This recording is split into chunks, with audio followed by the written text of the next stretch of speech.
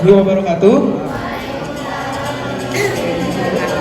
Sini kita dari kelompok 4 kelas 11 MIPA 5. Kita ingin menampilkan sebuah drama yang berjudul Keomas. Di sini kita perkenalan dulu. Pertama, saya Enzo Zaki Artawan. Di sini saya memerankan raja. Ini ada Tiara Elizabeth, dia sebagai narator. Yang ketiga ada Muhammad Fadli, di sini dia jadi kakek. Terus yang keempat ada Joshua Sebastian, dia berperan sebagai Raden. Terus yang kelima ada Tasya Lisa, dia berperan sebagai Chandra Kirana. Terus selanjutnya ada Bunga Febriani, dia berperan sebagai Dewi Galuh. Terus yang di sebelahnya Bunga ada Aisyah Lisawati Ramadhani, dia berperan sebagai nenek sihir. Terus selanjutnya ada Desti Ramawati, dia berperan sebagai nenek. Selamat menyaksikan.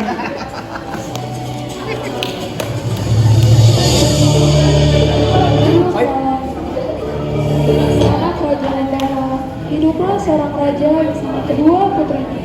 Suatu hari, raja memanggil kedua putrinya karena mereka akan kedatangan tamu dari kerajaan Karunia yang berdamai untuk anak Raden itu pertama.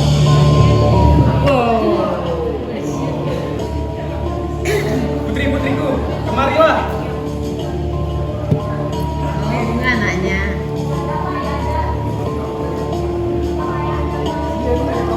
Iya putriku, ada hal yang penting yang harus kita bicarakan.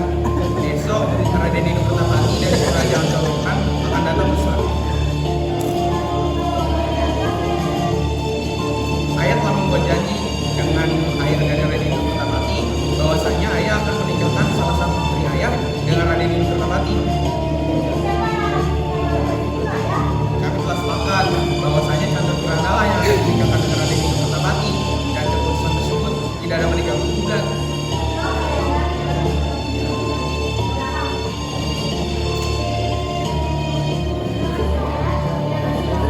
Iya putriku, mari kita persiapkan segalanya. Sementara Dewi Galuh merasa iri dengan Kirana yang bernasib baik dan mulia akan menikah dengan Ino Pertamati. Niat jahat untuk mencelakai Kirana pun terbesit di pikirannya. Ia pun mendatangi sebuah gubuk miliknya.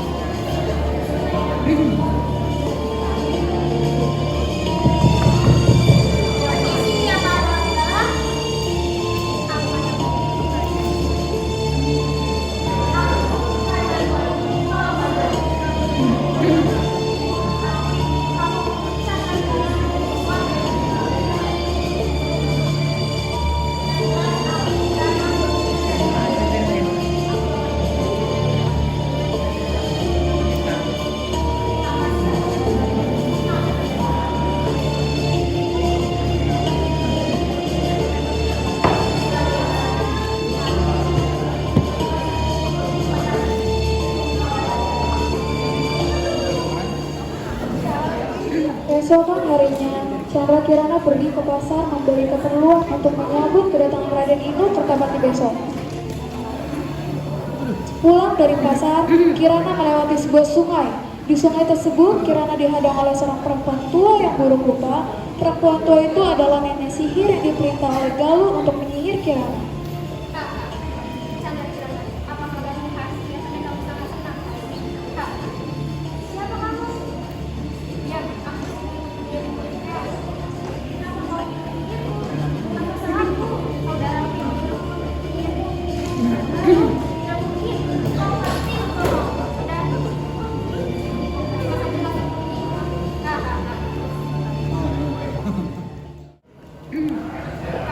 Gary?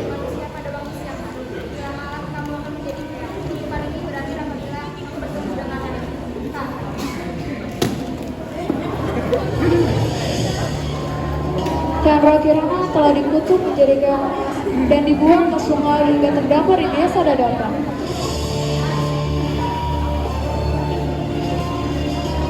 Suatu hari, seorang nenek sedang mencari ikan dengan jalannya, dan keomas tersangkut dalam jalannya tersebut. Keomas itu lalu dibawanya pulang dan ditaruh di tempayan.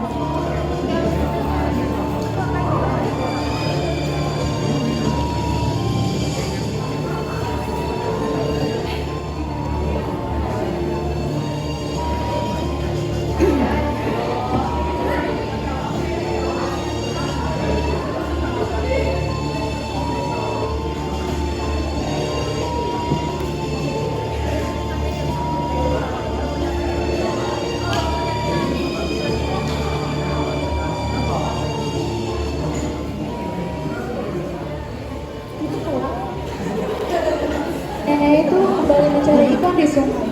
Kemudian Kirana kembali mewujud manusia.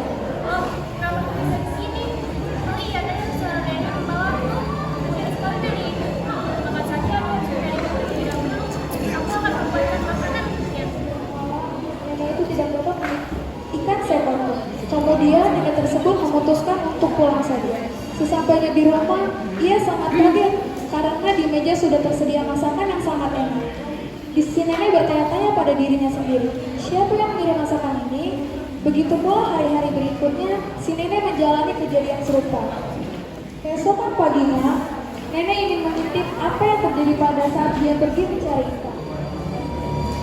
Nenek itu lalu berpura-pura pergi ke sungai untuk mencari ikan seperti biasanya. Lalu pergi ke belakang rumah untuk mengintipnya. Setelah beberapa saat, si nenek sangat terkejut.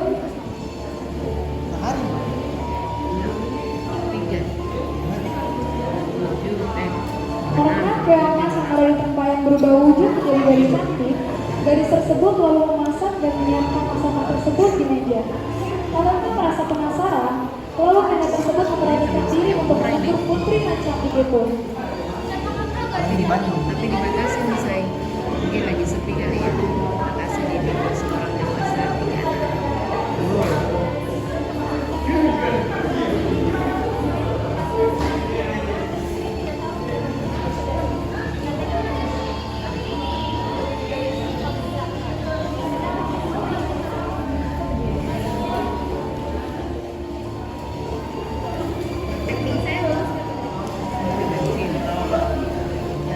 Sementara itu, Pangeran Eko Kertapati kemudian saja ketika tahu Candrakirana. Ia pun mencarinya dengan cara menyamar menjadi rakyat biasa. Nenek sihir pun akhirnya tahu dan mengubah dirinya menjadi gagak untuk mencelakakan Raden Ino Kertapati. Raden Ino Kertapati kaget sekali melihat burung gagak yang bisa berbicara dan mengetahui tujuannya. Ia menganggap burung gagak itu sakti dan menurutinya padahal Raden Ino diberikan arah yang salah.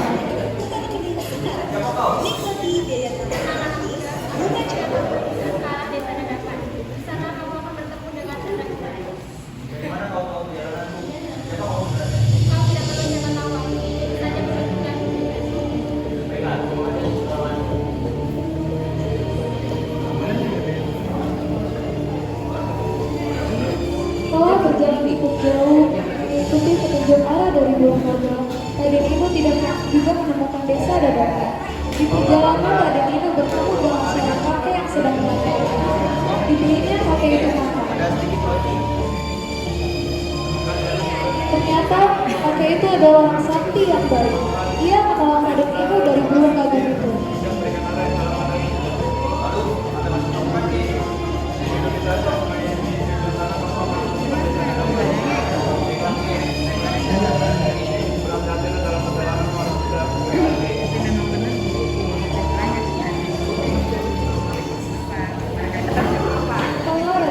Desa Dadaka.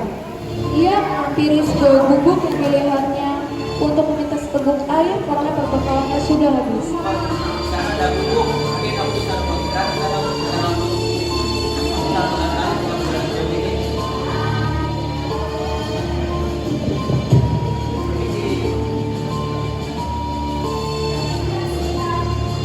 Di gubuk itu, ia sangat terkejut karena dia bertemu dengan Candrakirana. Akhirnya, sihir dari nenek sihir pun hilang karena perjumpaan itu. Karena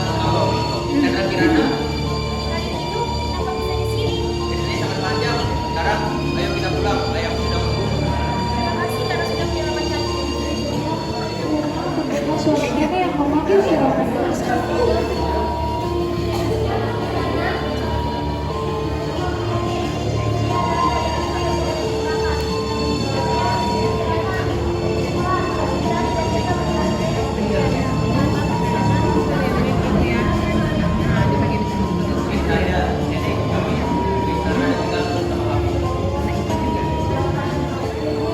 Raden Ino membawa Candrakirana beserta nenek yang baik hati tersebut ke istana.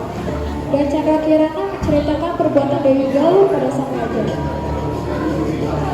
Raja meminta maaf kepada Candrakirana dan sebaliknya.